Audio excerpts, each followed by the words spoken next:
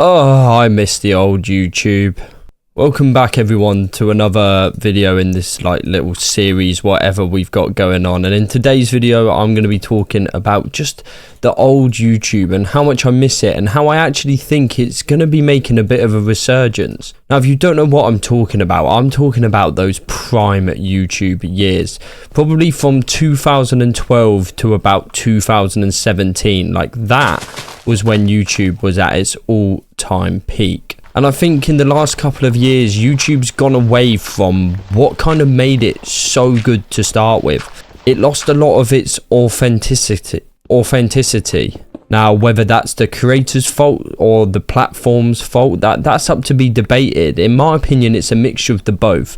I think creators have gone away from actually wanting to express their own personalities and them true selves and gone more towards just doing whatever the algorithm wants in a video. Now, don't get me wrong, there are small anomalies that lie outside this sort of category of algorithm-based content that have emerged over the last few years.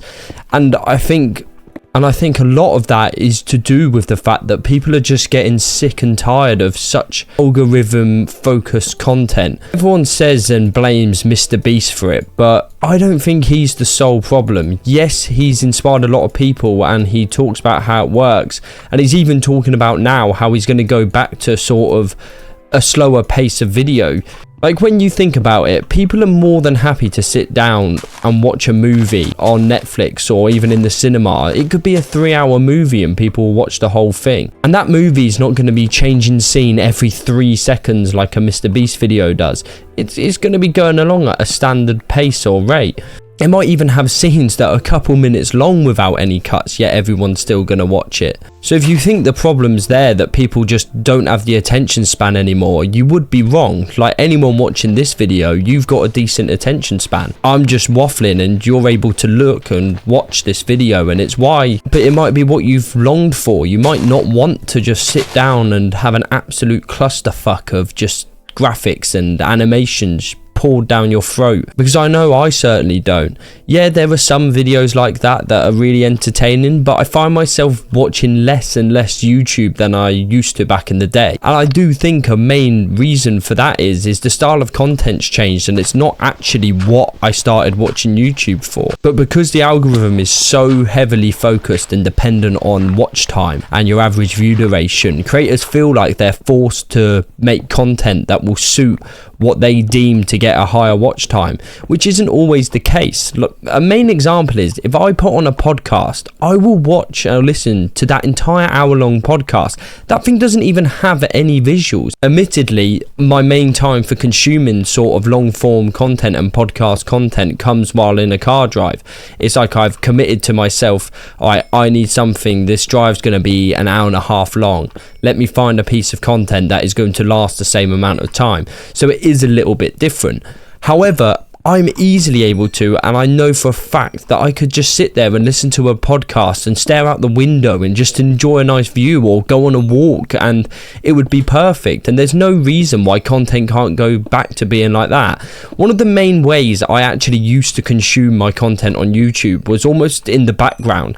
So say I was playing Minecraft, I would just have a Minecraft YouTuber on the screen next to me or on my iPad or my phone, and I'd just be listening to them while I was playing. It gave you a sense of not feeling alone, almost as if you were in a group chat call with someone when you weren't. You genuinely felt like you were gaining a connection with that creator or that person, and I just don't get that anymore, because if you are not 100% locked onto your screen while watching a YouTube video now, A, the video is going to make no sense to you, B, you're going to get no emotional connection or connection whatsoever to that creator. But that could lead on to another point. A lot of creators, so back in the day, if you got 10,000 subscribers, you actually deemed to have a big audience, because those 10,000 people were loyal to you.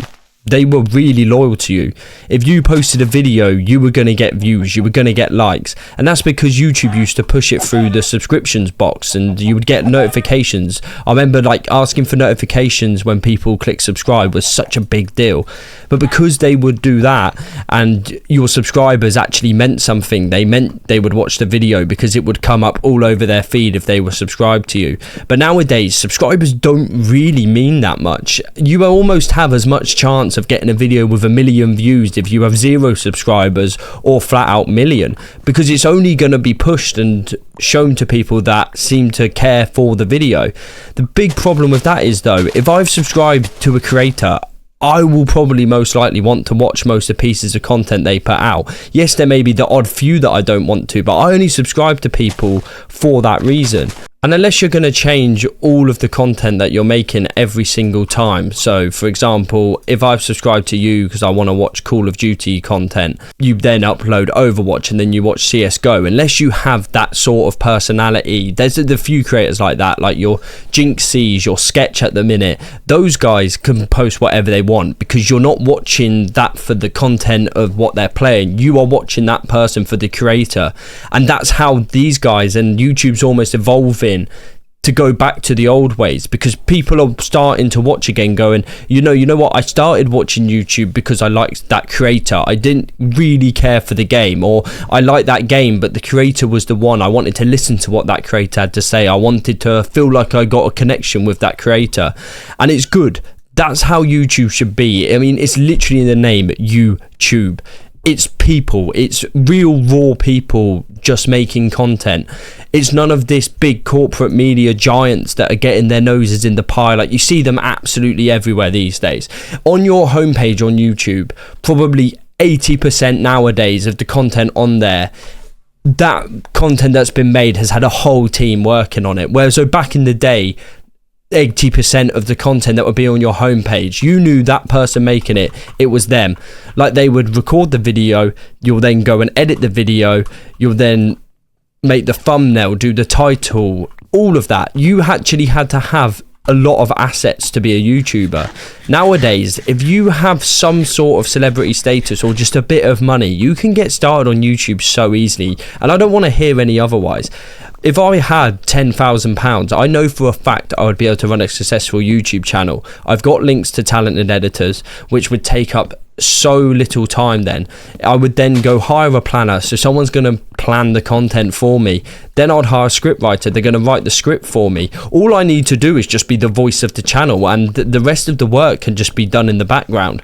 But what that, in my opinion, is going to bring is such a less emotional attachment from the audience of that channel than if you kind of know the creators raw for doing it themselves. But I do think the old YouTube is coming back. I mean, if we just take a look at some of the content creators coming through right now, so you've got Jinxie and Sketch, and the other one, what's his name? He's the big bodybuilder, Sam Sulek.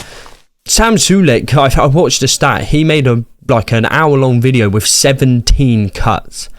Right, let's just take it back. Mr. Beast would have 17 cuts in the first 30 seconds of his video, if not more. Like, most likely more than 17 cuts. Sam Sulek made an hour-long video with 17 cuts and about a 40-minute just flat segment of him just chatting away in his car. And that is what YouTube's about. That is the core of it. Oh, I don't want to get in a scrap, mister. Oh, and now there's a skeleton shooting me. I still haven't recovered from my death in the last episode. That's why I'm basically having to start again. I never even found my base. But yeah, I do think there's going to be a massive change in the way YouTube becomes over the next few years. I think everyone's sick and tired of the Mr. Beastification, as it's like to be called, of YouTube. I know I am. I just want to relax. I want to watch some content creators, have a good time, not overthink, not have an absolute crap load of animations and sound effects and pop-ups put in my thing. I might even just want to be able to put the video on in the background while I'm cleaning my room. And that is core YouTube, and that is what it's going to return to.